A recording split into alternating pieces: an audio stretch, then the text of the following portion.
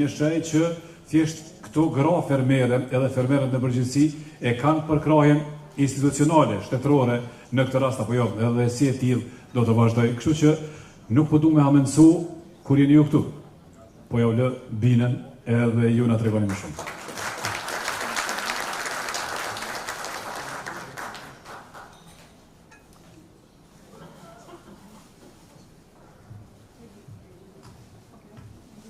E nderuara zonja Makbule Hyseni, koordinatore nacionale e platformës për Kosovë, të nderuar pjesëmarrës nga vendet fqinje dhe rajoni, të nderuara ndërmarrëse dhe prodhuese, të nderuara zonja dhe zotrinj, të nderuar të praneshëm, është kënaqësi t'ju mirëpresim në Prishtinë për këtë konferencë kushtuar fuqizimit të grave rurale në Ballkanin Perëndimor. Ju uroj mirëseardhje dhe u jemi mirënjohës për angazhimin tuaj në avancimin e të drejtave të grave dhe në ndërtimin e një rajoni më të barabartë dhe më progresist. Republika e Kosovës është e përkushtuar ndaj respektimit të konventës kundër diskriminimit të gjitha formave dhe ndaj zbatimit të standardeve evropiane për avancimin e të drejtave të grave. Gratë dhe vajzat janë jo veç se shtyllë, por vendimtare për zhvillimin social, kulturor dhe ekonomik të vendit tonë. Ndërsa gratë rurale në veçanti janë edhe bartëse të dijes, traditës dhe dashurisë për tokën. Pas luftës ato kontribuan shumë në rindërtimin e vendit tonë, mbi tokat e djegura e mbollën jetën e re, me sakrificë, punë të palodhur dhe qëndresë të pashoqe, ato u bën forcë që gjeneroj ndryshim të qëndrueshëm. Qeveria e Republikës Kosovës ka ndërmarrë hapa konkret, duke mbështetur bujqësinë e udhëhequr nga gratë dhe duke zgjeruar programet për zhvillim ekonomik e social në zonat rurale. 5.650 gra fermere janë përkrahur me subvencione në vlerë prej 11 milion euro nga Ministria e Bujqësisë, Pylltarisë dhe Zhvillimit Rural. Në partneritet me UN Women dhe FAO, po zbatohet një program strategjik prej 1.5 milion eurosh, që përmes trajnimeve të avancuara në agrobiznes, menaxhim të tokës dhe zhvillim qëndrueshëm, gratë rurale të jenë lidere të bizneseve dhe të inovacionit rural. Nëse e krahasojmë gjendjen në bujqësi dhe blegtori në Kosovë me para 5 viteve, mjaftojnë 2 elemente për të pas një përshtypje për progresin. Fondi i përgjithshëm i tokës bujqësore në Kosovë është 50% më i madh se sa në vitin 2020. Nga rreth 80.000 hektarë tokë të punuara në Kosovë, tash janë mbi 120.000 hektarë. Edhe qumshti i lopës që fermerët tonë dikur e shisnin me ze për 20 cent, tash pas 5 viteve është së paku 50 cent. Pra 2 herë gjysmë më shumë. Bujqësia dhe blegtoria janë duke u zhvilluar në Kosovë dhe prodhimtaria e produktiviteti në ngritje janë duke ju falendëruar padyshim edhe grave fermere. Kosova ka gra fermere vizionare, të afta dhe inovative, të cilat udhëheqin prodhimin bujqësor, krahas me procesin e digitalizimit të produkteve dhe tregtinë elektronike, duke vendosur Republikën e Kosovës në hap me trendet globale. Të nderuara të praneshme, fuqizimi i grave rurale është një çështje e drejtësisë sociale, por dhe investimi drejt për drejt në zhvillimin ekonomik të Kosovës dhe gjithë rajonit tonë. Shoqëritë ku gratë kanë mundësi të barabarta janë shoqëri më të begata, më demokratike dhe më të qëndrueshme. Barazia është besimi ynë, është bindja jonë. Nuk duhet ta vërtetojmë që njerëzit në përgjithësi e gratë posaçërisht duhet të jenë të barabarta. Ne besojmë që ato janë të barabarta. Dhe barazia nuk është destinimi, nuk është qëllimi, është piknisja. E kur kemi barazi në shoqëri, pa dyshim që kjo e ndihmon edhe dignitetin njerëzor, por e ndihmon edhe rritjen ekonomike. Me qenë se sa më pak pabarazi në shoqëri, sa më i madh kohezioni social në një shtet, aq më e madhe është edhe kërkesa agregate në ekonomi. E ky takim rajonal është një dëshmi e bashkëpunimit të shtetit tonë me vendet e tjera në Ballkanin Perëndimor. Së bashku mund të adresojmë sfidat dhe të formsojmë politika të cilat u japin grave hapësirën dhe mjetet të nevojshme për sukses e rajonit tonë i sjell rritje që bëhet zhvillim e zhvillim që bëhet progres. Andaj sikur se sot këtu bashkë do të vazhdojmë ta bëjmë këtë me vendosmëri, solidaritet dhe vizion afatgjat. Ju falenderoj për ftesën, për pjesëmarrjen, për vëmendjen dhe ju uroj suksese në vazhdimin e punimeve të kësaj konference dhe të bashkëpunimeve të ardhme që i vijnë.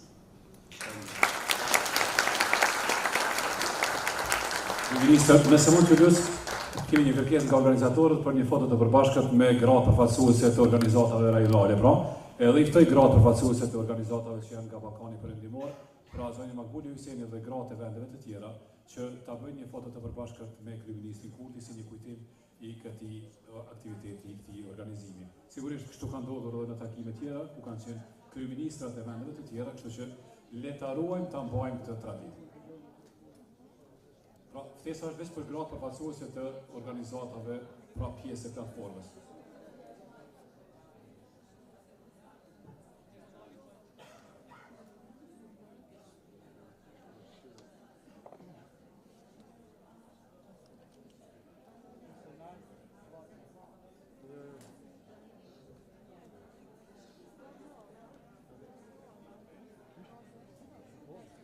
Ako nevojë të gjiten sipër, a është aty brenda? A ka mundësi t'ju lësë që të ngjiteni sipër për shkak të pozicionit?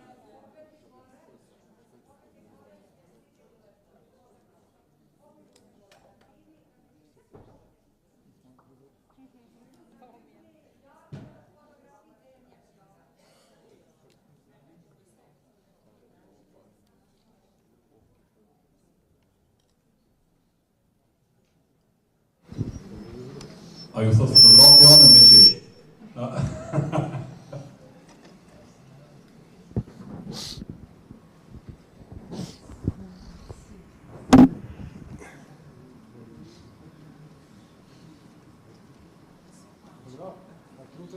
Faleminderit shumë. Faleminderit shumë.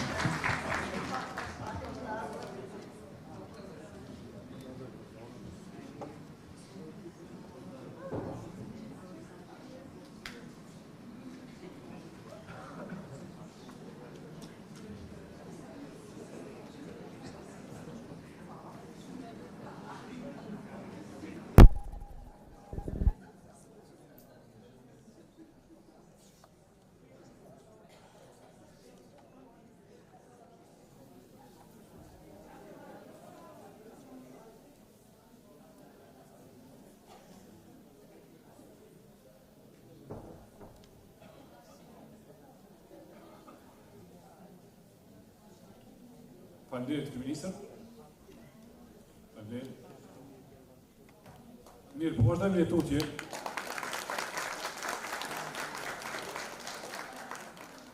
Pra, sigurisht atë që thashë edhe më herët në hyrje të prezantimit të kryeministrit dhe parafjalimit të tij, po shpresojmë edhe po urojmë që edhe kryeministrat e vendeve tuaja, nga vini ju, por edhe kryeministri i Kosovës, pra të jetë të përkrahasi aktiviteteve që ju i bëni, aktiviteteve pra politike realisht në të rast në mënyrë që vërtet të ketë një fuqizim të gruas fermere edhe të fermerëve në përgjithësi. Po vazhdojmë me agjendën. Do të kemi prezantimin e raportit rajonal mbi gratë në zhvillimin rural, vështrime nga edhe raportet e tjera sigurisht relevante nga zona Barandiq.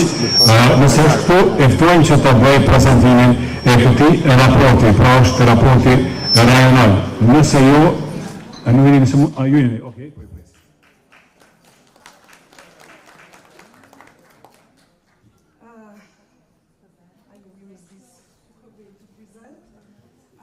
The main findings of the regional report. Good day to all. And before I start with my presentation, let me say a few words. First, I would like you to be aware of the certain limitation we faced while doing this research and preparing the report. And this limitation refer mainly to lack of gender disaggregated data in agricultural fields, and also to the fact that many institutions use different methodology for data collecting. In that context, it was quite challenging to systematize and to make comparison and process all data provided all across the countries. Also, some data are older. Also, in some cases, there is no data at all. And whenever were possible, gaps were filled by the testimonies of rural women or other relevant stakeholders. I would also like to share my personal impression, indeed to thank Vive Žene to giving me the opportunity to speak with many women across rural Bosnia and Herzegovina who pulled me out of the balloon I lived in and captivated me with their attitudes, determination, persistence, and honesty. And although they live and work under difficult conditions, and although enormous burden are on their shoulders, they simply radiate remarkable strength and vitality. And rural women, there is no doubt about it, are agents of changes, not only in their local communities, but in the society as whole, and they deserve pensions, they deserve to be socially insured, they deserve recognition, and they deserve their work to be properly evaluated. And somebody already mentioned, they feed us, we buying the products, everybody of us knows somebody living in countryside. They are our sisters, mothers, grandmothers, colleagues, friends, and we cannot allow them to be deprived of the rights or denied access to social, educational, or other benefits only because of some administrative or legal procedures. Now I will start. Actually, last remark. I will be reading literally from the slides because there is so many data I couldn't memorize. I hope it won't be a problem for you. And I hope after this presentation you will have clearer picture about position of rural women in Western Balkan countries. Okay, so I will stand here. So, as you could heard, 6 countries were involved in the research: Bosnia and Herzegovina, Serbia, Montenegro, Kosovo, North Macedonia, and Albania. And in accordance with pre-agreed methodology, the focus of the research was on key indicators of economic empowerment of rural women. And these indicators are related to land ownership. We wanted to see how many women own property, what is the size of this property, and so on. Then to women's participation in the labor market, how many women are employed, self-employed, and so on. Then to unpaid work and care responsibilities, and participation in rural development program and subsidies. And yeah, it was encouraging what Prime Minister mentioned, that these subsidies are increased in Kosovo, and it's pity that he didn't stay to see what else could be done to, okay. And also part of the report is 6 empowering stories of rural women or local association who who initiated certain changes in their local communities and who could be inspiration for all of us. So let's start with the main findings, not all, but some of the main findings that we got. Data on land ownership across all countries are, I would say, alarming, revealing several key findings. Cultural norms often prove to be stronger than laws regulating inheritance and property rights. The practice remained widespread that many women renounce their share of inheritance in favor of male relatives. Also, ownership is often acquired only after the death of spouse, and women usually receive or inherit smaller and less productive plots of land. In some countries, such as Montenegro, complex administrative procedures, low level of legal literacy, and high registration costs discourage women from formalizing their rights. In Serbia, women in informal unions are excluded from inheritance rights, as the law on inheritance does not recognize extramarital partners as legal heirs. The region also shows some important differences. For example, Serbia and Bosnia and Herzegovina record higher levels of women's ownership compared to Kosovo, Albania, North Macedonia and Montenegro, where ownership rates remain extremely low. So let's see it in the table. As you can see, in Albania, but just have in mind this data is somewhat outdated. There is some, it could be some new, as Aurelia mentioned to me that their Agency of Statistics just published the new press release, so maybe they will have new, but right now we have this one showing that only 4.7% of women are sole landowners in Albania. In Kosovo, this percentage is slightly higher, 4.9% women are agricultural landowners.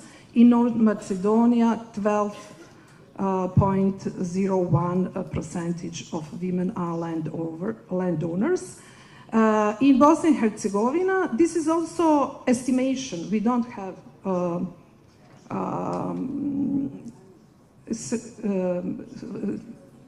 official data.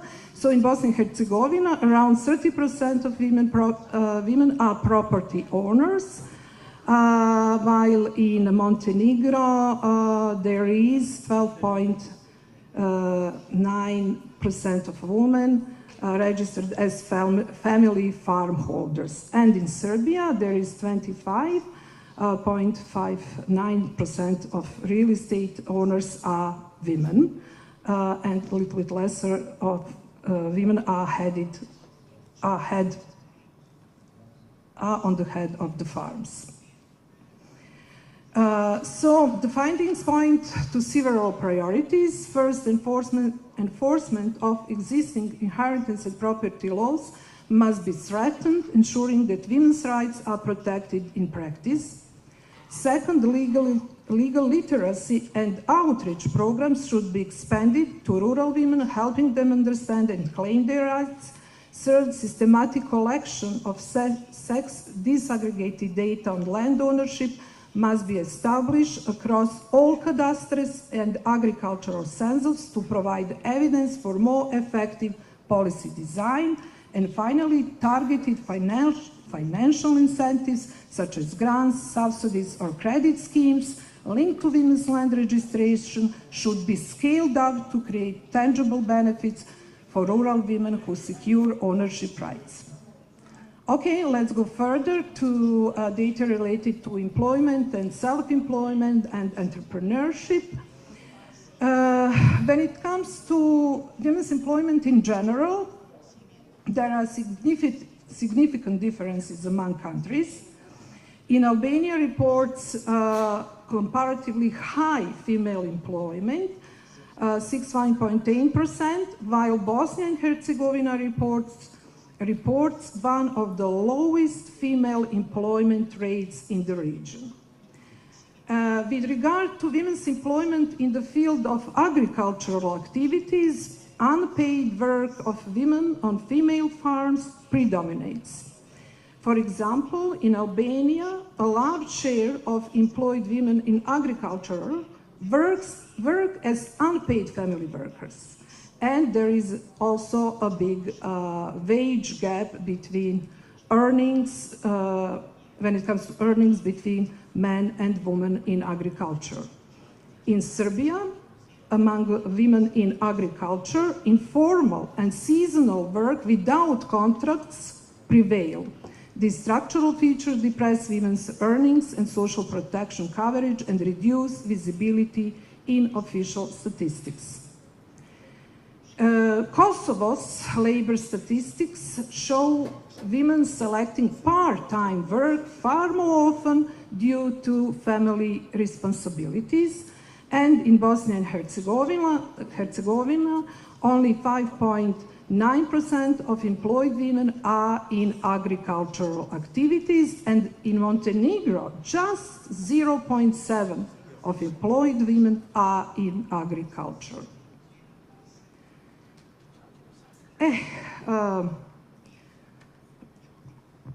Across all countries, rural women perform a disproportionate share of domestic work, child care, elder care, and unpaid agricultural labor. This unpaid contribution sustains households, supports agricultural production, and underpins national economies, yet it remains undervalued and unrecognized in policy and economic planning.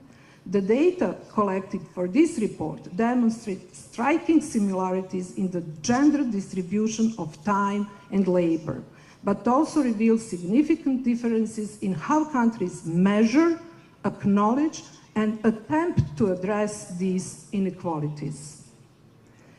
Let's say statistics, how many time women spend on this unpaid work. And as you can see in the table, women in Bosnia and Herzegovina spend the most of the time in this unpaid work and child and elderly care, 6 hours and 32 minutes, compared to 3 hours, twice less than 3 hours and 31 minutes. That is the time that men spend doing the same duties. Similar distribution of time we can see also in Kosovo, and situation is a little bit better in Albania, where women spend 5 hours and 43 minutes doing these activities, these jobs, and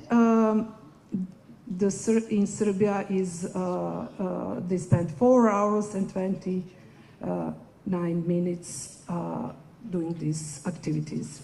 There is no data for Montenegro and for North Macedonia.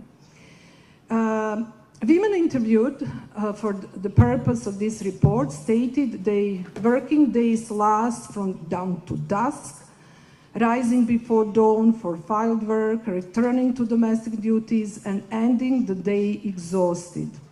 As a result, women spend significantly less time than men on leisure, volunteering, or civic participation. And that is something what we are simply, didn't pay attention on the holidays, vacation, leisure.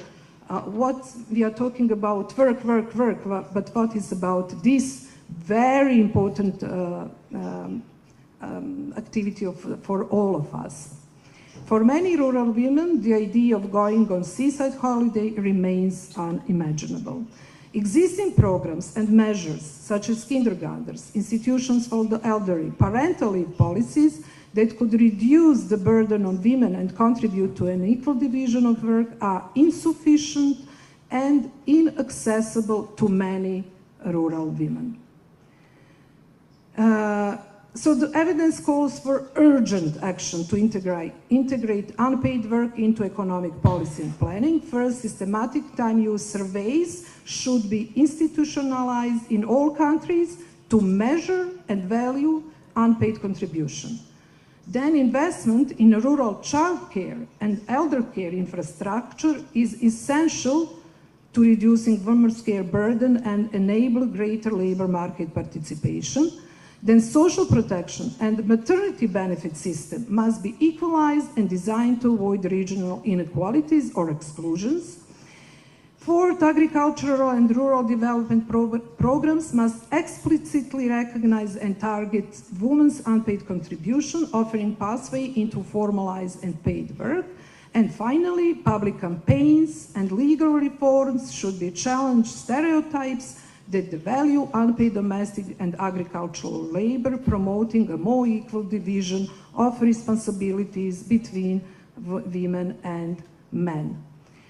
And the last key indicators that was analyzed was related to participation in rural development programs.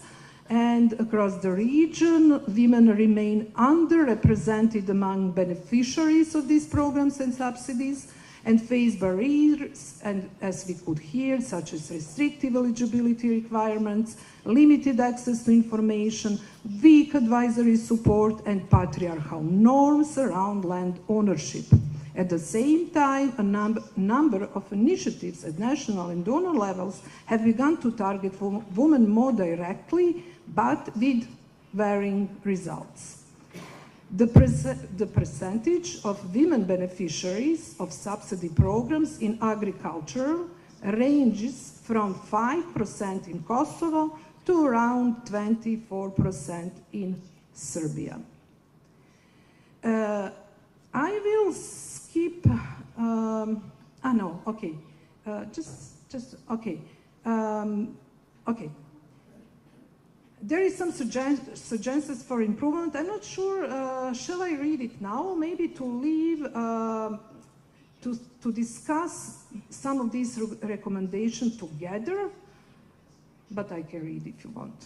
What could be some of the recommendations, how we can improve situation when it comes to incentives and subsidies and other programs. So governments should collect and publish gender disaggregated data for all subsidy and development schemes, allowing transparent monitoring of women's participation.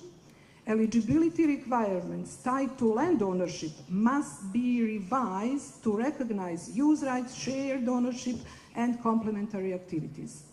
Advisory services need to be scaled up at municipal and village level with specific mandates to support women's farmers.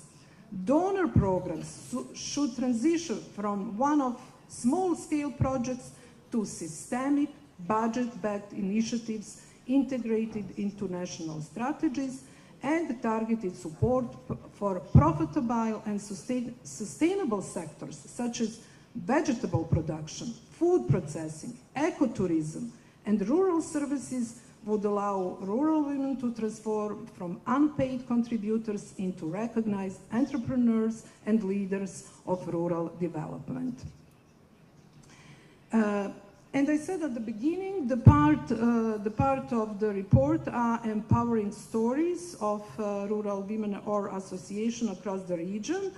And there will be a panel very soon where some of these women will be part of the panel, but not all of them. So I will go just very briefly, very quickly through all 6 stories, just because this will be part of the report and it is, important to introduce these great women and their stories. So you will have opportunity to meet Selma from Tuzi, who proved that olive trees can grow on hilly hinterlands of Montenegro when nobody almost believed in it. You will also meet and hear how National Federation of Farmers in North Macedonia succeeded in ensuring maternity benefits for agricultural women. You will also meet Muhades, she's with us also, from Albania, who engaged and involved almost all women in her village in production of traditional local products, and by doing that, she actually has strong socio-economic impact on their lives. The part of the report will be a story about Kadrije from Kosovo, who is engaged in cultivation and production of aromatic plants, and who involved and cooperates with certain local farmers, increasing their incomes.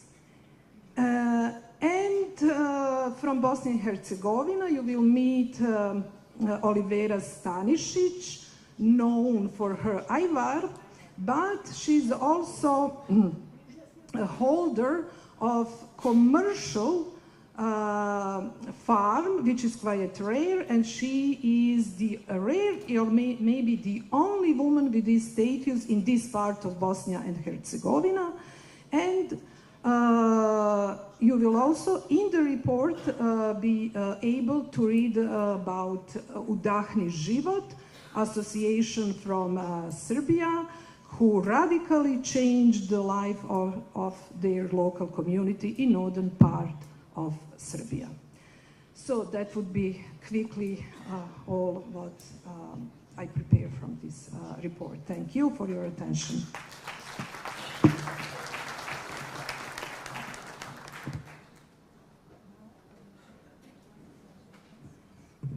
Faleminderit shumë. Tash kemi pjesën e panelit, kemi panelin e parë ku do të janë panelistë, pra konsulent për përgatitjen e raportit kombëtar në hije. Kemi, nuk e di nëse janë këtu të gjitha, po i ftoj me emra dhe secili mandej tas vendin e vet. Zonja Albana Regjan nga Kosova, Kire Vaksilev nga Maqedonia e Veriut, Slavica Delipashish nga Mali i Zi, Aurela Bozo nga Shqipëria, Aleksandra Vladisavljević nga Serbia dhe Dragana Darandić nga Bosnia dhe Hercegovina.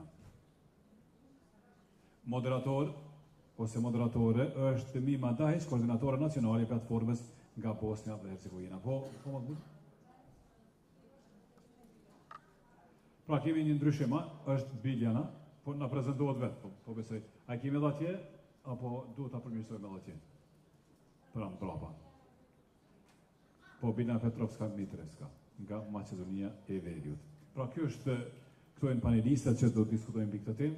Unë ju uroj një diskutim të frytshëm.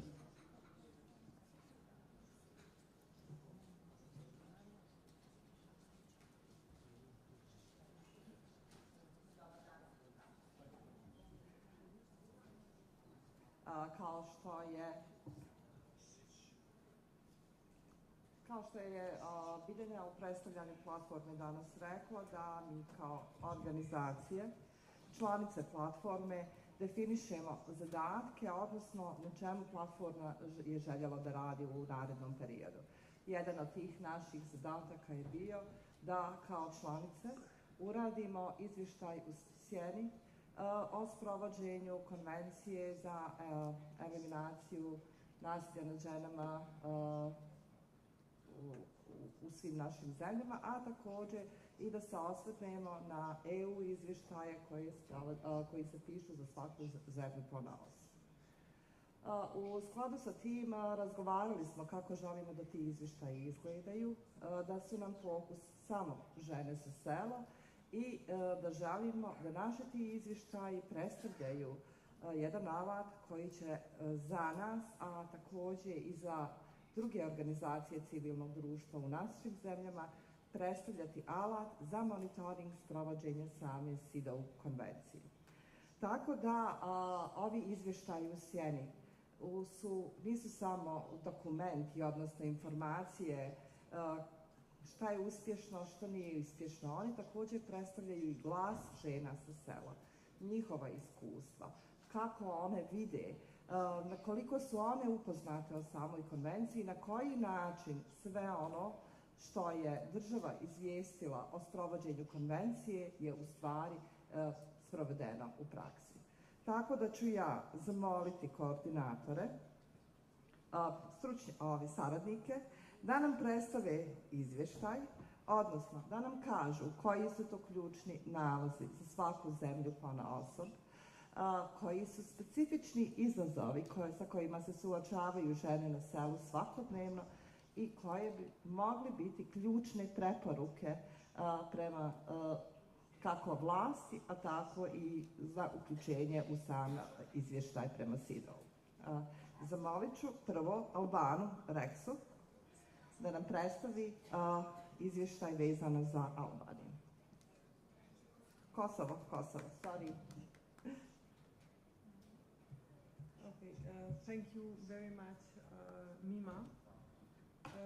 So it is, I want to start by saying that it is a pleasure and an honor to share the panel with women experts across the region. So thank you very much to EcoKos for inviting me and for cooperating in drafting this report, which is the first of its kind in our country.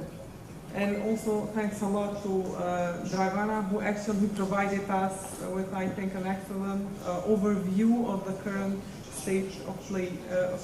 state of rural women across the region. So thanks again. I will start again by highlighting and saying that Kosovo has aligned with, although Kosovo has aligned with CEDA Convention, and despite the crucial importance of Article 14, no such shadow report focusing exclusively on the rights of rural women and their lived experiences has been prepared before in Kosovo. There was only one report prepared by the government of Kosovo for the period of until 2007, but which was not accepted by the CEDAW committee because Kosovo is not a member of the UN and therefore cannot be a state party of the CEDAW committee. So starting with the legal framework, so the gender equality legal framework of Kosovo aligns well with international standards and with EU acquis. However, when it comes to implementation, this is where it lacks. A lot of policies do not have, or gender mainstreaming is not incorporated in these policies, be it strategies or other rural programs such as subsidies and grants for rural women across the country. Therefore, I will very briefly share some of problems which I have structured into three main pillars, as was also described before: property and inheritance rights, employment and economic participation, as well as unpaid care work. Starting with property and inheritance rights, so although they are legally guaranteed in Kosovo through a number of laws, they are often not realized in practice. If we look at the data, we see that only 23% of women are registered as property heirs, and in most of the cases they re-announce during family informal talks, they re-announce their rights to their male relatives. So in terms of the, size of land and the number of the land that is owned by women, we lack this kind of data. I also met with the agency, Kosovo Agency of Statistics, but unfortunately they do not collect and they do not save this kind of data. So what does this mean? This means that women remain dependent on male family members for land access. Without land access, women cannot apply for agricultural grants, for bank loans, or they cannot formally register as farmers. And when it comes to formally registering as farmers, we have another major problem here, because it is a requirement from the Ministry of Agriculture for a woman who wants to apply at the national level for subsidies and grants. In order for them to formally register, they need to have the FID number. But in order to have this number, a lot of studies show that women have many difficulties because they need to own property in order to have this number and then apply for such grants. So this remains a very big obstacle. So basically, cultural norms, mentality, and mindset are some of the biggest challenges when it comes to property rights. And I remember in the focus group that we held with rural women across Kosovo, some of them were saying that, like, how can I give the property to my son-in-law, or I do not want any conflicts with my father or with my brother. Everything I do is with my husband, and this is what I own. So this basically reflects the mindset that we as society have sometimes, and this shows why the percentage is so low. Only 23% of women who own land in general. While agricultural land, it is 4.9%, but this statistic is not from the Kosovo Agency of Statistics. It is from other studies that have conducted focus groups and found this as an approximate number of women landowners in Kosovo. Continuing with employment and economic participation, unfortunately, Kosovo has the highest percentage of economically inactive population, which is 56.8%, and out of this percentage, the majority, which is 74%, of women are economically inactive, while men are only 39%. The unemployment rate is 10.8%, while out of this, 18% it is for women and 7.7% it is for men. Again, it is always higher for women, while 61% of the unemployed people are rural women. When it comes to enterprises registration, the data from the Agency of Statistics, the latest data actually of 2024 and 2025, because they have the quarterly reports, and it is the same trend. Only 24 to 26% of new enterprise registrations are in the name of women, and the rest, more than 70%, are in the name of, are registered by men. So this indicates that men are more likely to engage in entrepreneurial activities and to own businesses, while when it comes to particularly rural women being engaged in or registering new enterprises, we don't have this kind of data. However, the latest census of the Kosovo Agency of Statistics of 2024 shows that the average quarterly employment in agriculture, forestry, and fishing is 2.7% of Kosovo's total population. But again here, men usually dominate this across the entire year, and women represent only 10 to 13% of those employed in agriculture out of this 2.7% of the total. So the number could be higher because a lot of women work in agriculture but are not registered. This again indicates that rural women have fewer opportunities for formal jobs and entrepreneurship, and structural barriers like land ownership requirements for grants and businesses prevent women basically from benefiting equally. So even though some of the policies are gender sensitive in paper, their implementation lacks. And the third one, the last one, is unpaid care work. So as we've seen before, women represent in Kosovo spend 6.2 hours compared to men who spend only 3.5 hours in unpaid care work. Again, this number is not, so basically the Agency of Statistics does not measure this. However, some other studies have on annual basis measured this, and they have come to this approximate number of 6.2 hours of women doing unpaid care work. So the value of unpaid work is about 2.8 billion, or 33% of Kosovo's GDP.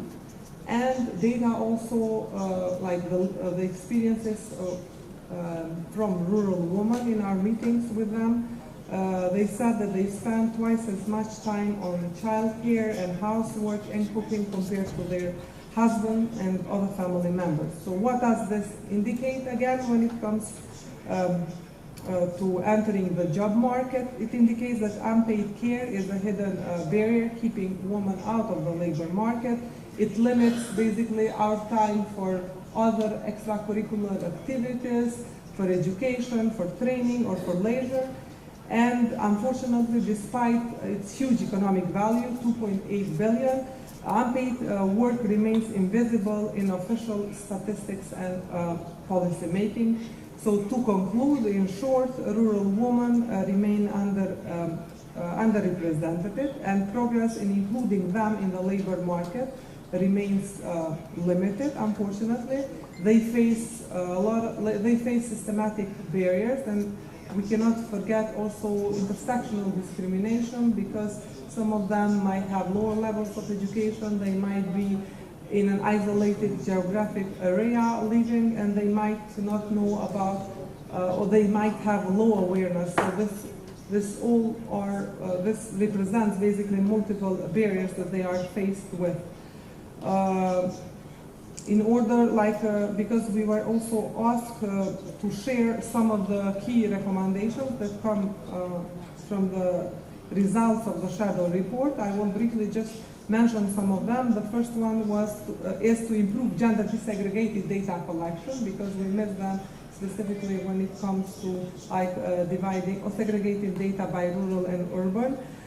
We also need to have or to measure the monitoring of rural development programs with a gender desegregated performance analysis, because only this will let us know whether stakeholders have sufficient information on whether the objectives were reached or not.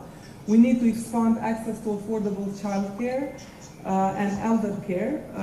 We need to integrate unpaid care into national statistics and policy making in order to increase the number of women who get the subsidies and grants at the national level. We suggest also to reform on how to get the farmer identification number, so basically to revise the current procedures by introducing, if possible, alternative eligibility pathways. Also, we recommend to expand legal literacy and outreach programs for rural women, and to increase women's access to agricultural subsidies, grants, and credits. These are some of the recommendations for each of the pillars. Thanks a lot.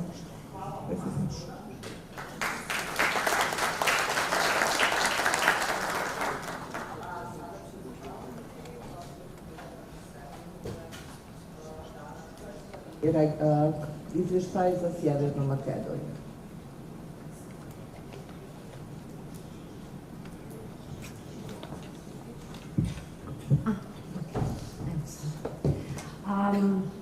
Tako da, evo, kao Albana, ona priča dobro kao ekspertica, ja nisam ekspertica, ne radim kao ekspert, a ovaj naš izveštaj je podgotven od Kire Vasilevski, koji je naš ekspert koji je radio, ali zbog neke obaveze nije mogao da prisustvuje ove konferencije, tako da ja ću u njegovo ime da prezentiram ovaj naš izveštaj koji mi smo uradili u Severnoj Makedoniji. Isto tako imali smo jedna i fokus grupa, tako da ja ću da šaljem, da prezentujem ove nalaze koje smo došli iz ove posete u Budinarci, o Mitrašinci, to je Berovsko selo gdje smo radili ova fokus grupa. Isto kao i svi, mi imamo CEDAW konvencija, to je potpisana u 90. godine Republike Makedonija. Imamo ovaj zakon u jednaku mogućnost, imamo zakon o sprečavanju diskriminacija, strategija za rodova ravnopravnost i sve to.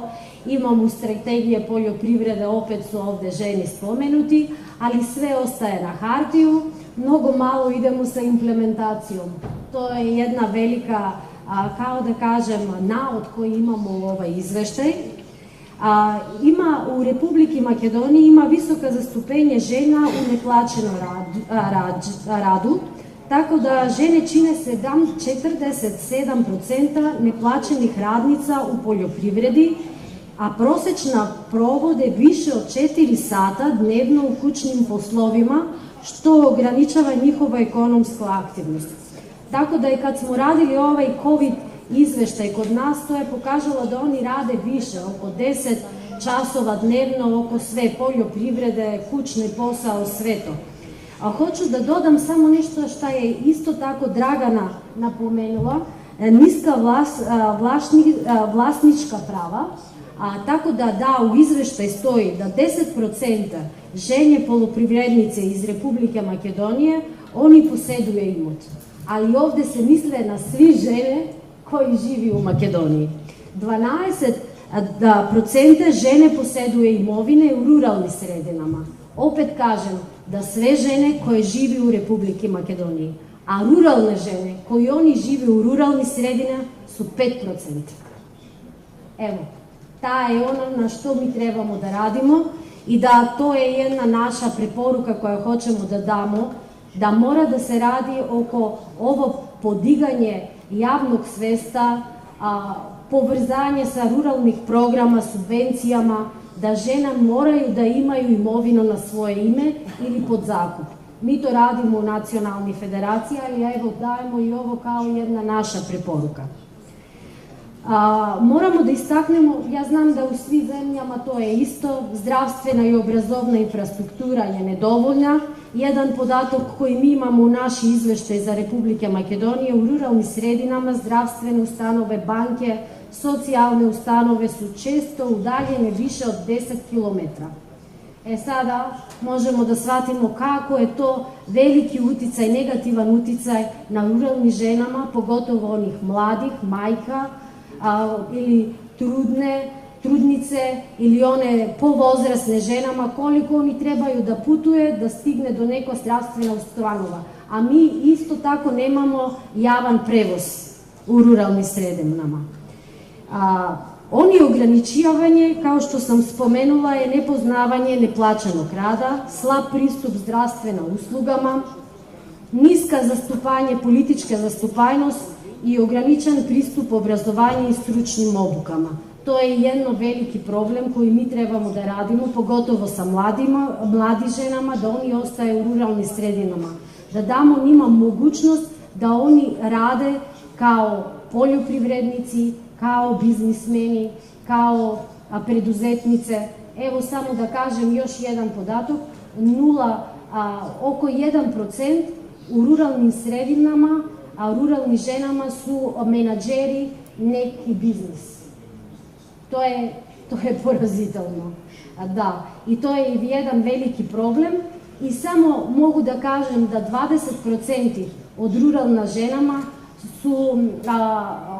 koriste ove subvencije iz ruralnih programa i koriste ove subvencije iz direktnih plaćanja. To je mnogo mali procenat. Tako da ne budemo samo negativni, da kažemo i nešto pozitivno što je uradeno u našem državu. Tako da postoje jedna finansijska podrška ženama u poljoprivredi, to je iz ruralne programa ruralnog razvoja, gde oni dobije mali grant, to je oko 6.000 eura da započne neki novi biznis, to je stvarno mali grant, ali je dobar da neki početak se urade. Isto tako, to je naša velika založba koju mi radimo kao Nacionalna federacija, program za nadomestak za registriranje zemljodelke za vreme na porodiljno odsustvo. Ovo je veliki problem u svim balkanskim državama, tako da možda ova programa treba da se iskoristi u svim državama, da se implementuje. Ja neću da to pričam, da moja koleginica Vaska Mojsovska u sledeći panel to će da bolje obrazloži. I isto tako je mnogo važno dajem kao naša preporuka građanje mreža ruralnih ženama. To je mnogo važno. Mi u Nacionalnoj federaciji farmera, to je naš primer koji hoću da evo ovako da prezentujem, imamo oko 200 ruralnih ženama koji su naše členke i da oni zastupaju poljoprivredne ove diskusije kad mi idemo u ministarstvo, kad mi idemo u ove neke vladine institucije. Nisu samo muževe, tu ide i naše žene. Tako da to je jedna preporuka da gradimo ovakve mreže i da postoje dijalog sa institucijama, ali ne da muževe, da muškarce pričaju, evo da ne opet da to ne grešim, muškarce da pričaju i žene. To je evo moja preporuka, moji ključne nalaze i glavne nedostatke. Hvala. Hvala Biljana puno. Čuli smo kako je, na čemu se zasniva izvještaj u Sjevernoj Makedoniji. A sada će nas Slavica Delibaš upoznati sa izvještajem koji je pripremljen za Crnu Goru.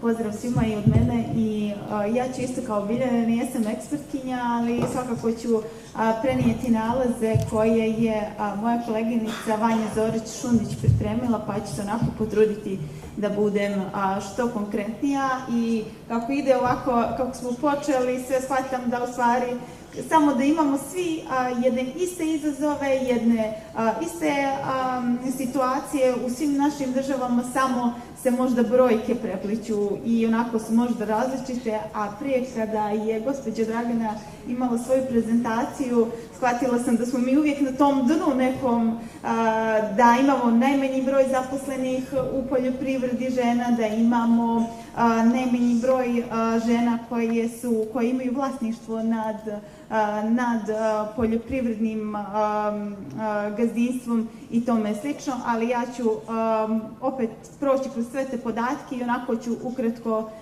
proći kroz izvještaj. Kao što je Bilja rekla, imamo sve strategije, imamo zakone, imamo, ali to je većinom samo na papiru i zakoni, odnosno i taj uopšte zakonodavni okvir nam je jako, uglavnom, tačnije neutralan i ne adresira specifično probleme žena iz ruralnih područja. Naprimjer, nacionalna strategija za rodnu ravnopravnost i strategija za razvoj ženskog preduzetništva prepoznaju žene sa sela kao ranjivu kategoriju i kao ranjenu grupu, ali mjere podrške za njih su minimalne. Zatim, kod nas nedostaje rodno odgovorno budžetiranje, a to bi značilo da 35% žena smatra se da 35% žena čini radnu snagu na poljoprivrednim gazdinstvima, nemaju tačnije proporcionalnu podršku, odnosno od tog istog, od domaćinstva da im se vrati. Poseban problem jeste što žene posjeduju svega 12,9% poljoprivrednih gazdinstava, a zakonski mehanizmi za ispravljanje ovog disbalansa ne postoje. Ono što je najveći nedostatak jeste, iako zakonski okvir postoji da žene imaju pravo da budu, žene imaju pravo nad vlasništvom, nad nasleđem, često su isključene iz svih tih procesa. Zatim, također, sve žene imaju pravo da učestvuju u kreiranju politika i uopšte, međutim, koliko je kod nas u Crnoj Gori uopšte nijesu prepoznate kao interesantna kategorija u bilo kojim izborima koji se dešavaju u Crnoj Gori. Poljoprivreda se tek tako nekako provuče, a o ženama iz ruralnih područja rijetko ko da obrati pažnju i da shvate koliko stvarno su nam one važne za cijelu državu. Također, osim ovih podataka vezano za vlasništvo, navela bih da kod nas postoje i strategije, ali često nemaju podataka kako se sprovode te strategije. I ono što je meni jako važno i što uvijek ja ističem jeste zdravstvo. Kada je meni zdrava žena, onda mi je to nekako i zdrava kuća i zdrava familija.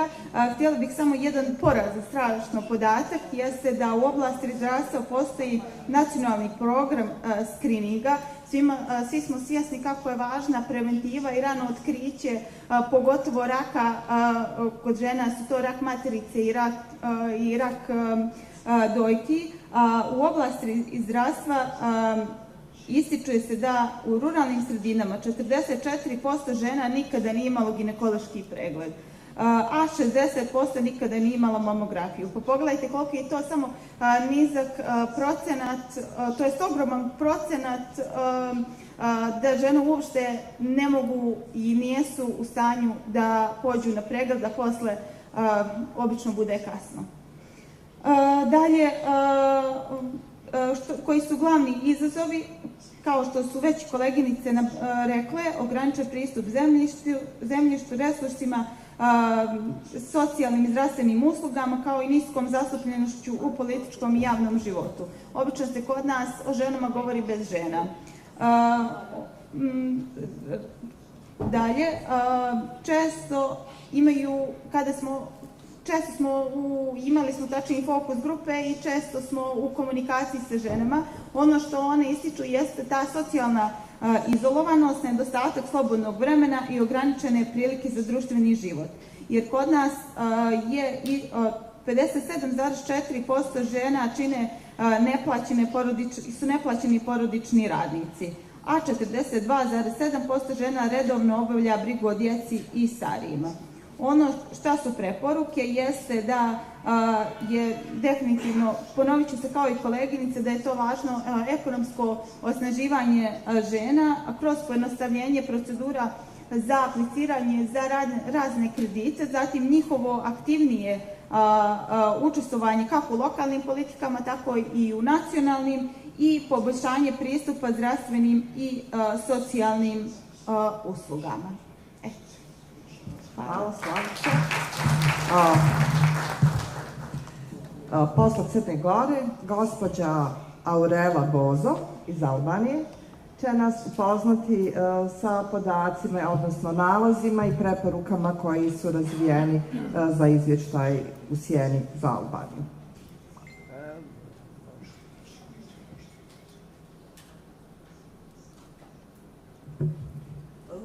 Hi everybody, it is a pleasure for me to join this important conference.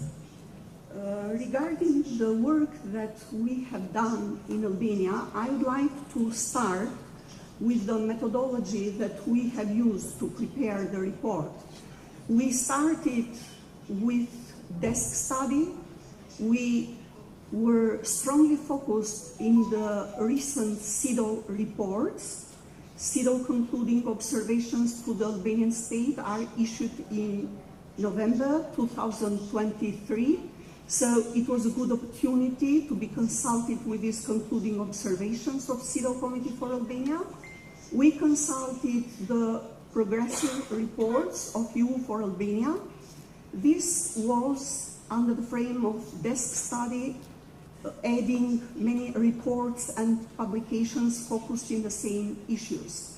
The second point that I would like to share with you regarding methodology was the analysis of the factual situation in our country, aiming to identify the gap between de jure and substantial equality of men and women in rural areas. And this was very, very important.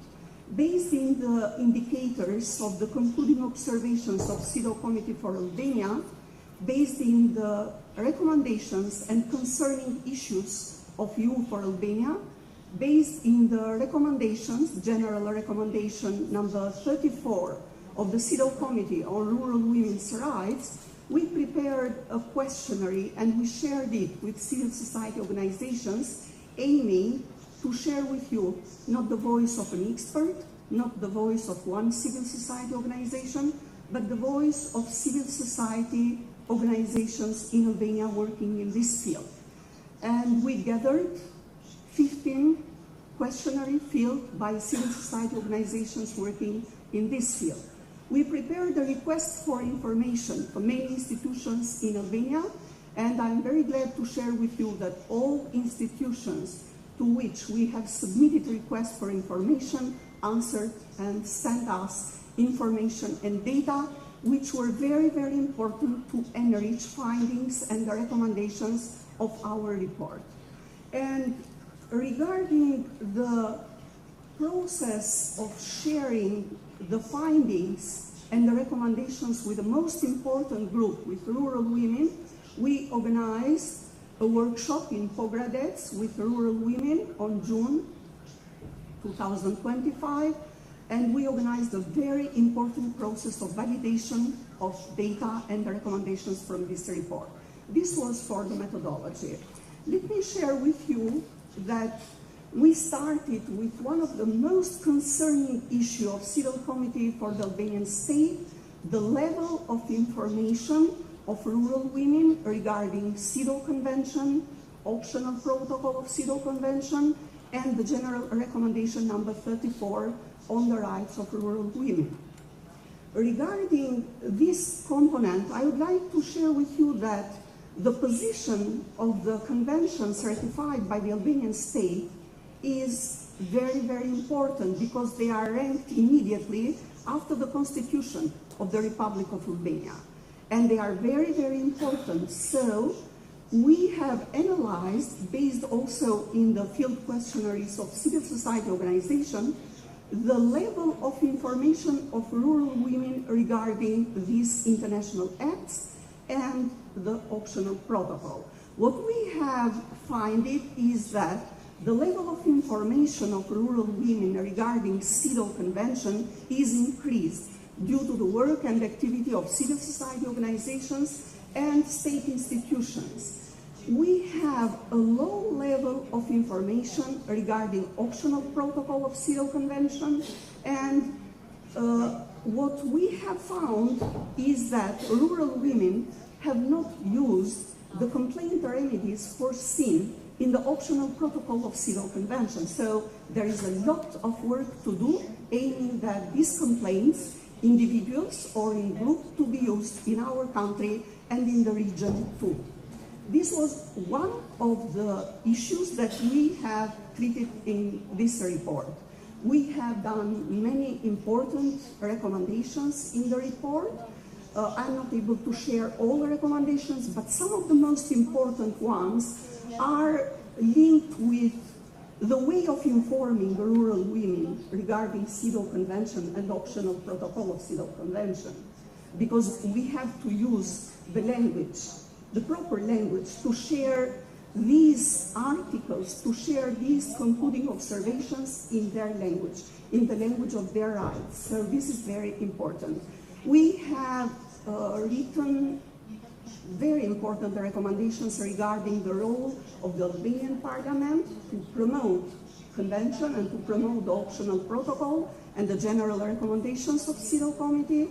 And we have also formulated a recommendation for the main responsible authority in Albania on gender equality, which is the Ministry of Health and Social Protection, which has the obligation that in the period of time between two reports, to increase the level of information on CEDAW Convention and the recommendations of the mechanisms of this convention, the mechanism CEDAW Committee. And we have recommended that these campaigns, this information to target rural women, not to be a general, with all groups, but to be very focused in the marginalized groups. I'm engaged in civil society organizations for more than 20 years. I have been in many sessions reporting to CEDAW Committee, reporting to Grevio, to Committee of Parties, through written information, to UPR, and what I have seen reflecting, especially during last days, is that we as a state have done many good steps regarding gender equality, regarding the rights of women. One of the most important points enshrined in all this report is that the Albanian state has to do the best to achieve substantial equality of men and women for the marginalized groups. This is in our table, in the table of our state, in the table of the civil society organizations in Albania.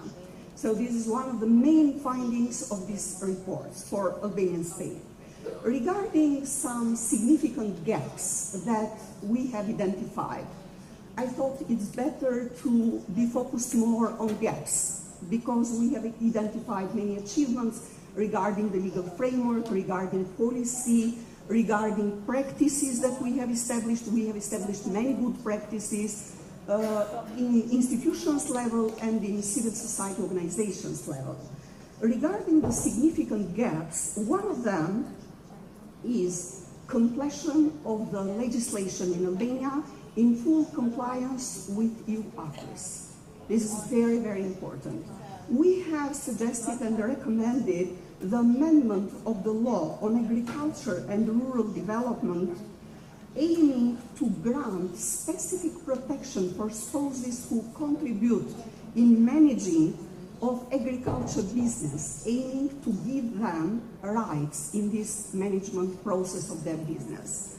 We have submitted, as civil society organizations in Albania, very important recommendations regarding the law on agriculture census in Albania. These laws are published in the platform for consultation, and civil society organizations, citizens, experts have the opportunity to provide recommendations for their improvement from the perspective of women, and especially from the perspective of rural women. What we have recommended for this project law is at first to have disaggregated data, not only on gender, but also on rural, urban, and other valuable variables that we have. We have suggested to have respecting of gender equality principle in the composition of commissions and committees, and this is very important too. We have recommended the revision of civil code, the revision of family code, which are ranked, to be revised in the Albanian state. And I would like to share with you also a process of revision of the criminal code of Albania. All of you, I guess, are fully aware on the recommendations of Grevio and Committee of Party for the member states regarding the addressing of all forms of violence against women.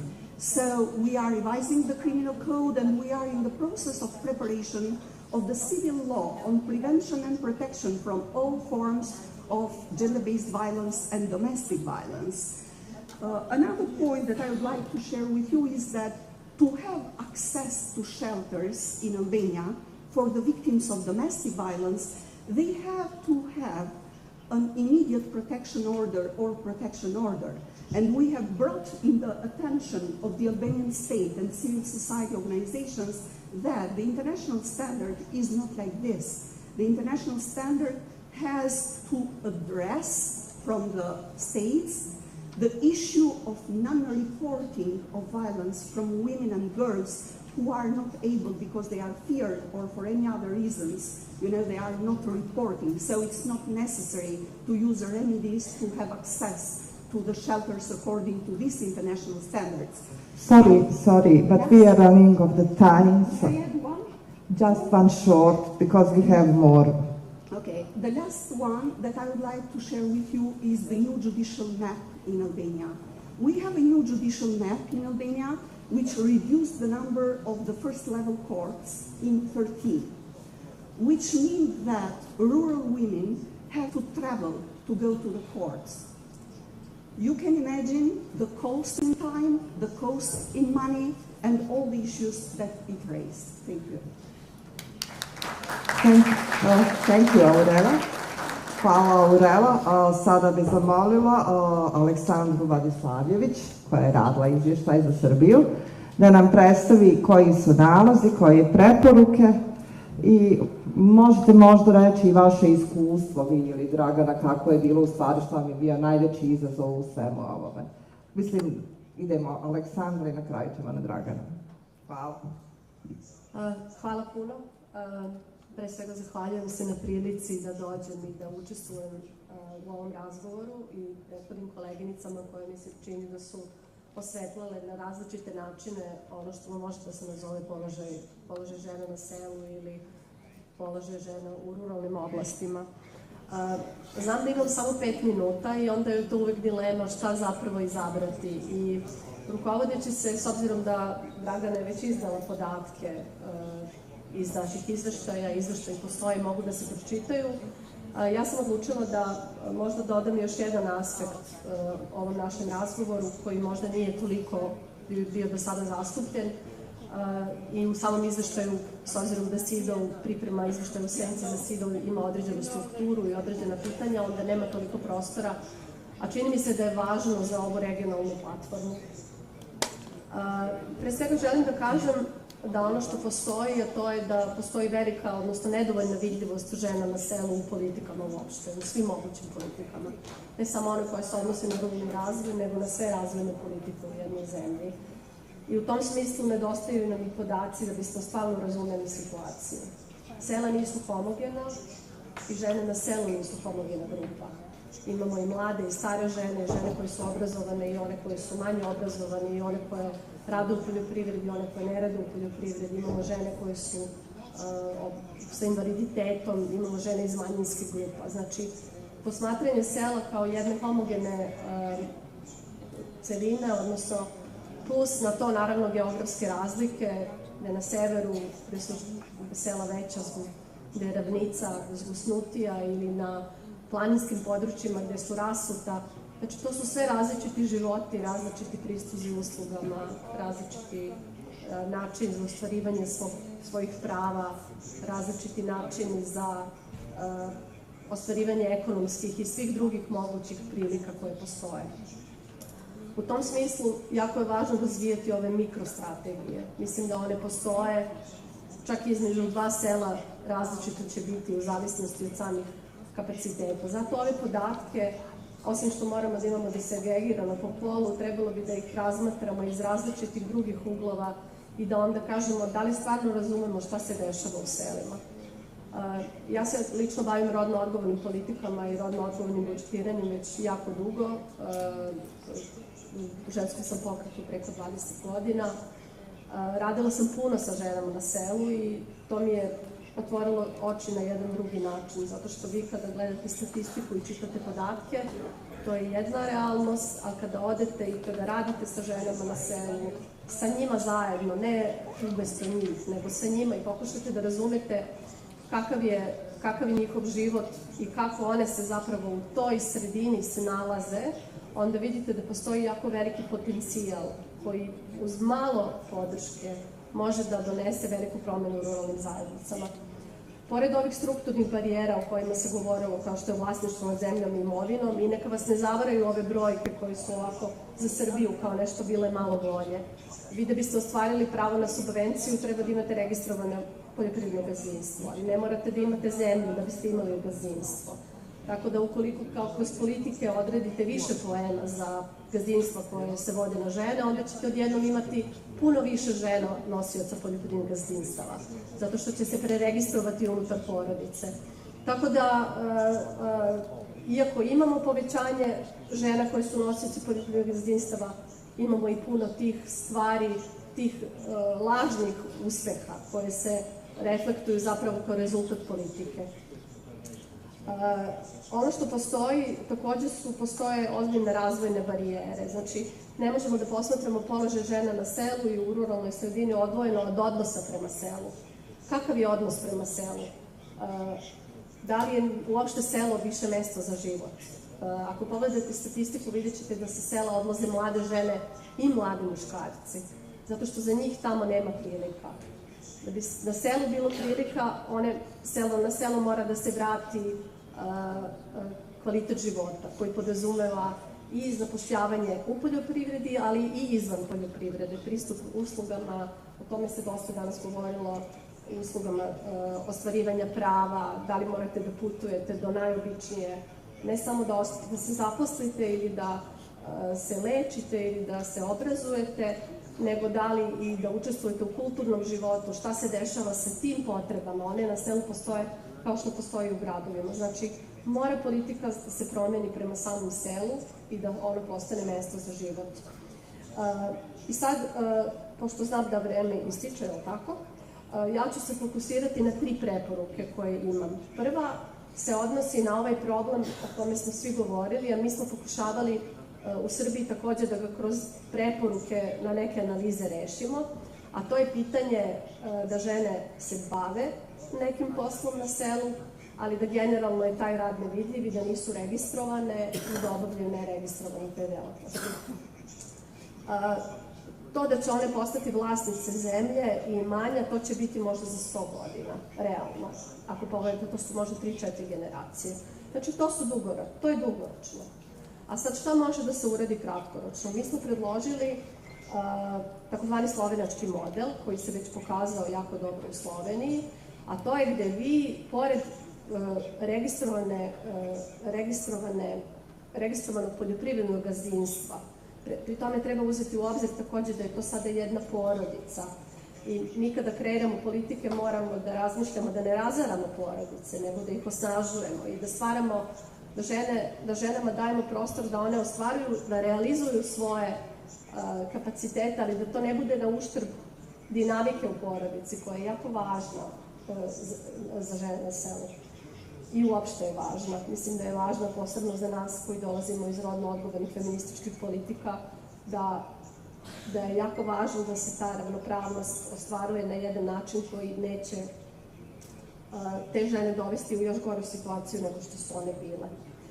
Znači, mi smo predložili da se uvede sistem dopunske registracije, takozvane komplementarne aktivnosti, i to je u skladu sa onim što se radi, na primjer, u Sloveniji, ali ima u nekim drugim zemljama i uklapa se sa onim što su ruralne politike u Evropskoj uniji, a to je da vi, na primjer, ukoliko radite preradu, na primjer, žena, porodica ima recimo farmu krava, proizvodi mleko, a onda žena uzima to mleko, od njega pravi sir, vi sada možete da kroz sistem registracije ostvarite takozvanu mogućnost za dopunsku registrovanu delatnost unutar tog poljoprivrednog gazdinstva, koje onda je na osobi koja to vodi, to može da bude žena ili neka mlada osoba, mladi isto imaju puno ideja koje ne mogu da realizuju unutar patrijarhalnih obrazaca koji na selima postoje, i onda kroz politike možete to da targetirate, da prepoznate, a ona onda može preko toga da ostvari svoja prava na zdravstvenu zaštitu, na penziju i na sve ono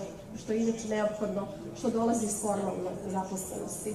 Znači, to je jedan od modela koji postoji i kroz ovu komplementarnu aktivnost ne idu samo poljoprivredne, nego i sve druge aktivnosti koje bi se radile na selu. Druga preporuka je podrška ženskim udruženjima i ženama na selu, koje onda donose informacije, znanje i promenu i udruživanje, i ova podrška mora da bude sistematska i mora da bude strateška, ne može da bude jedan mali. Ako ćete raditi na selu i sa ženama na selu, nemojte da idete pa da radite 1 godinu i onda da vas nema. Ako ne možete da radite u dužem vremenskom periodu, bolje da onda ni ne radite. Znači, po ovom principu da se ne napravi šteta. I treća stvar koja je šira, ali mislim da je jako važna, a to je odnos prema selu mora da se promeni kao mesto za život. I u tom kontekstu ova platforma može i tu temu da pokrene. Kakav je uopšte život na selu za sve, a onda unutar toga kakav je odnos prema ženama na selu. Zato sam probala. Hvala, Aleksandra puno. A sada će nam Dragana predstaviti izvještaj o Bosni i Hercegovini. Dragana je imala jako izuzetan i malo teži zadatak.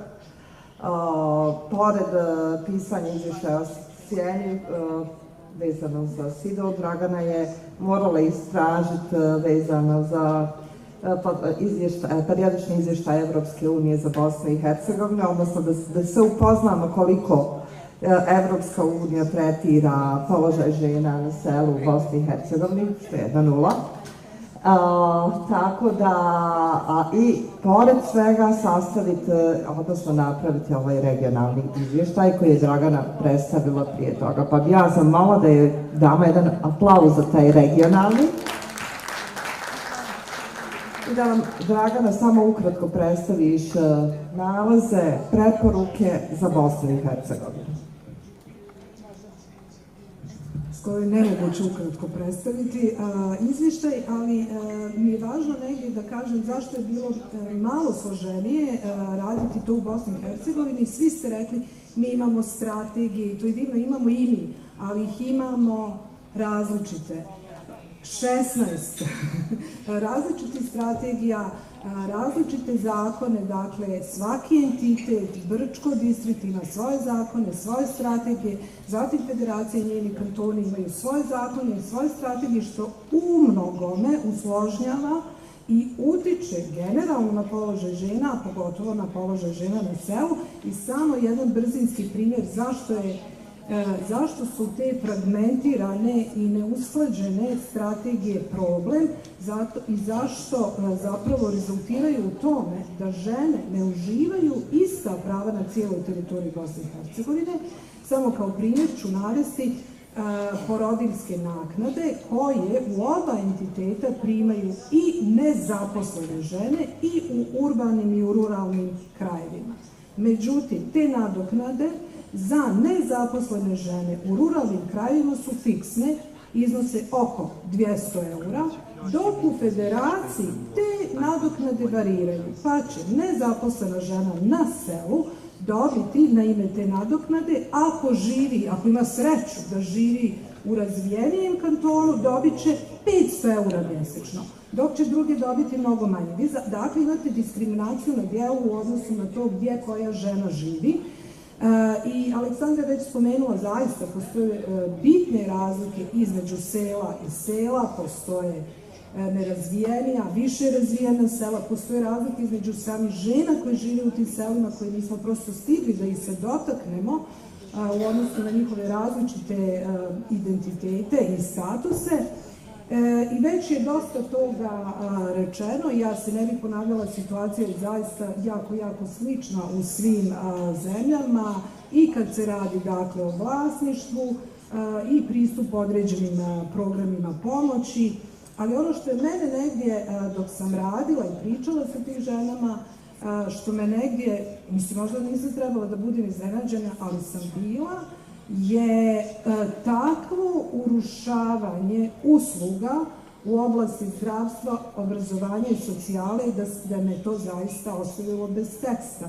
Mi dakle govorimo o selima koje su u zadnje 3 godine ostala bez javnog prevoza, bez linija, redovnih autobuskih linija.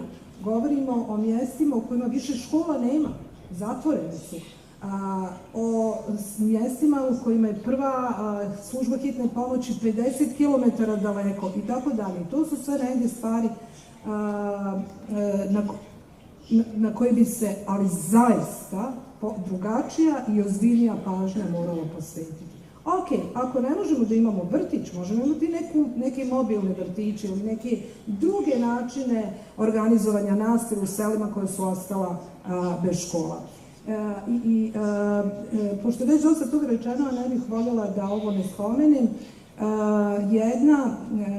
nešto što se isto pokazalo tokom ovog istraživanja, da jedna od rijetkih stubova podrške i sigurna mjesta za žene su isključivo i jedino u mnogim slučajevima lokalno udruženje i nevladine organizacije, gdje se one mogu okupiti, gdje mogu dobiti pomoć, podršku, pa nekad i grantove i tako dalje. I tako da mislim da je jako važno da sve što radimo, da nekako ne zaboravimo te organizacije civilnog društva i lokalna udruženja kojima i pomoć i potpora ka njima morala bi da bude mnogo značajnija, jer oni obavljaju ogroman posao na terenu, onaj koji bi trebalo da obavlja država, a u mnogim slučajima to ne obavlja. I generalno, programi podrške ženama,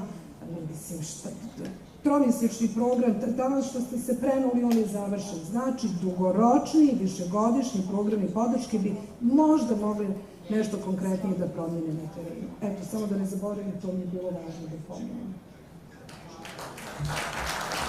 Hvala puno. Da li ima pitanja?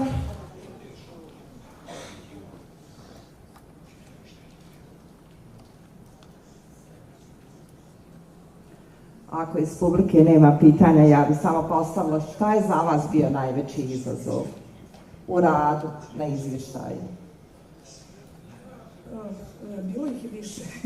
Bilo ih je više, ali recimo nepostojanje rodno razvrstanih podataka je baš otežalo posao.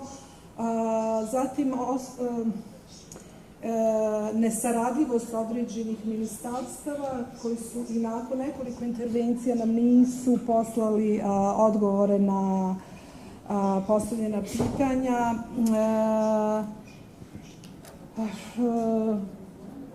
Možda Aurela ili Albana ili... Aleksandra, vjerovatno ste i vi imali neke izazove radeći ove izvještaje.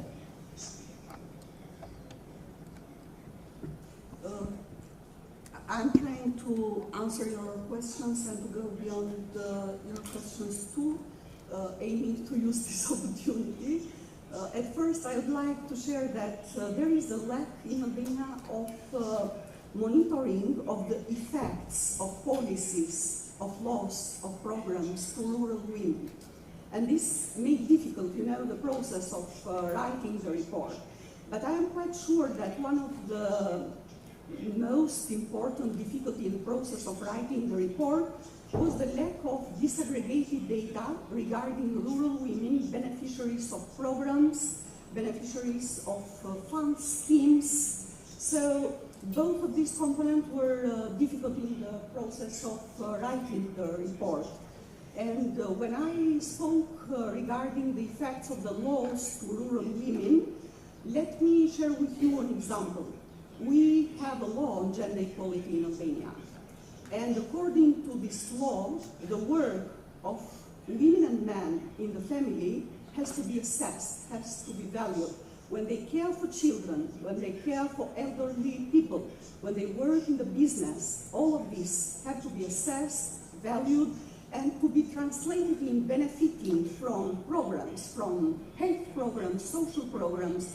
There is no effectiveness in the implementation of this article, and there are no analyses which would make the report more enriched in findings. Thank you. Thank you so much.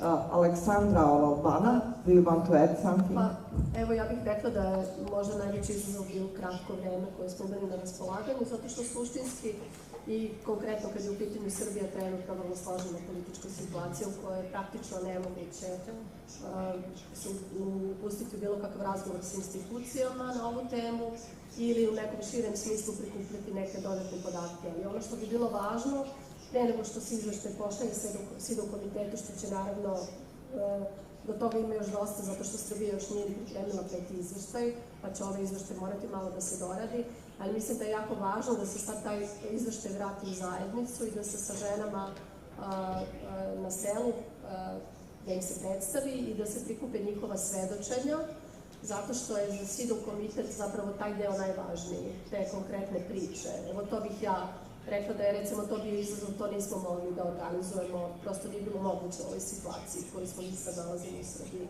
ali bih to svakako preporučila za narednu fazu. Hvala, Aleksandra. Okay. Ajde.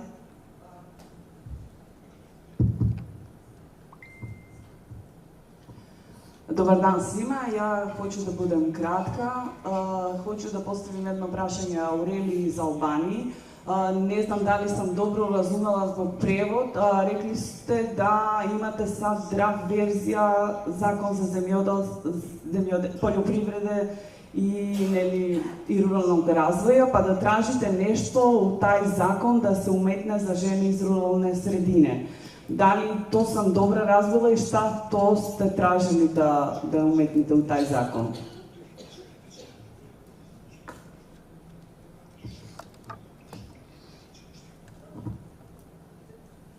There are many laws and codes in the process of revising in Albania. What I mentioned regarding specific laws were, one of them was law on agriculture, as you mentioned, and the next one was the law on agricultural census. The law on agricultural census that I mentioned is really very important to foresee, to envisage the disaggregated data, not only due to gender, but also to rural and urban, also to have the aim of gathering this data, orienting policies and programs in Albania. Actually, we have lack of such articles in our legislation, and that is why I mentioned it as programs regarding the revision of the legal framework. And I hope to answer your questions. And if I may add another point regarding the legal framework, one of the concerning issues of the CEDAW Committee for the Albanian State is the temporary special measures. In the instructions of the Ministry of Agriculture and Rural Development of 2019, we have foreseen points for rural women when they apply for specific measures. And under the framework of the revision of this legislation, one of the recommendations that we have drafted in the report is also adding more temporary special measures for rural women, aiming to achieve de facto equality. Thank you for the question. Još Da li pitanja? mogu da prokomentarišem samo vezano za cenzus? The colleague from Albania mentioned the agricultural census. And agricultural census is really crucial for everybody, because why? What is actually agricultural census is doing? It's really telling you what's happening in the villages, who is doing what, who has what are the resources. If you really understand what are the resources, then you can really find where the women are, and because we need to help women to build up on what they're already doing, not trying to force them to do something that they don't do. Because they do already a lot, they're just not formalized. And in that sense, agricultural census, if it's well disaggregated, helps a lot, especially by gender, by age, and by other intersectionalities, it's important. Hvala, Aleksandra. Ima li još pitanja? Samir? Yes, thank you. So one more question for Ms. Boza from Albania. You mentioned, first of all, thank you for the very well elaborated methodology and everything. I really enjoyed it. So, question about the last sentence that you mentioned. It was about the policy, the priority national policy dialogue question, which is about marginalized communities. So what it means, is it about ethnicity, disability, rural or let's say urban? What kind of marginal inequalities in this sense? Thanks. Thank you for your question. It is really very, very important. As I mentioned before, in our tables, in the tables of state institutions and civil society organizations in Albania, are issues and the way how they affect different groups. What does it mean? We have very few minutes to share, and I couldn't elaborate all the issues that I would like to mention. But when I spoke about the new judicial map and the fact that a rural woman, let me give an example.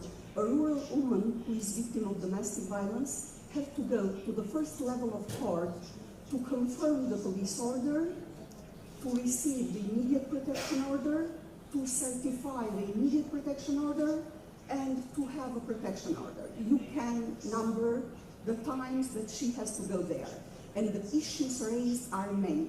These issues are issues of time, issues of money, issues of safety, issues of poor infrastructure. There are so many issues which are closely linked with a specific group at first. Secondly, it is necessary that when we design programs, projects, we have to consider not only these variables, gender and rural and urban, but also other variables which has to do with a rural woman who is disabled in the same time, who is from Roma community in the same time, or from other groups. So we have to be very careful to address all the needs of these profiles that we find in a rural woman.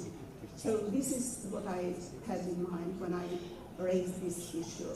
We will have the opportunity as civil society organizations in Albania to report to CEDAW Committee under the frame of follow-up report. You know that in 2 years after the concluding observations of CEDAW Committee, states have the right to submit written information and civil society organizations to submit shadow follow-up report. So since the concluding observations for Albania are of November 2023, we are in 2025 and it's the right time for a new woman organization in Albania, which I have to say thank you, thanks a lot for this opportunity, that it's your time. It's your time to raise this issue, because let me conclude with this. One of the ways that civil society organizations use in Albania is not going directly to the state, but going to the state and putting pressure to the state, being more stronger through using recommendations of these international mechanisms of the conventions ratified by the Albanian state. And the temporary special measures, the law on gender equality, the criminal code are among the issues for which CEDAW committee has asked from the Albanian state to submit follow-up report in 2 years' time. So it's time to raise the issues of these specific groups and specific lays under the frame of the group of rural women. It is a very good opportunity for us.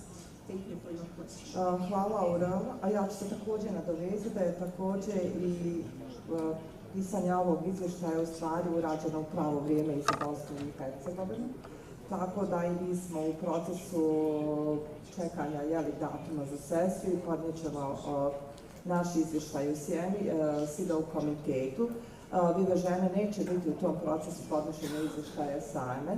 Mi smo se dogovorili sa udruženjima koji su članice mreže žena u Podrinju da ćemo zajednički podnijeti izvještaj iz razloga što ne želimo smanjiti one nalaze i preporuke na manji broj riječi, više riječi i da zajedno smo u svakom slučaju jači i zbog toga imamo našu mrežu, imamo i našu platformu da zajednički djelujemo. Ukoliko nema više pitanja, ja bih vas molila da jednim velikim aplauzom podržimo sve naše učesnice panela. I želim da naglasim da ovo što je urađeno u ovom periodu posebno jesu stručnjakinje koje su radile na prikupljanju i pisanju izvještaja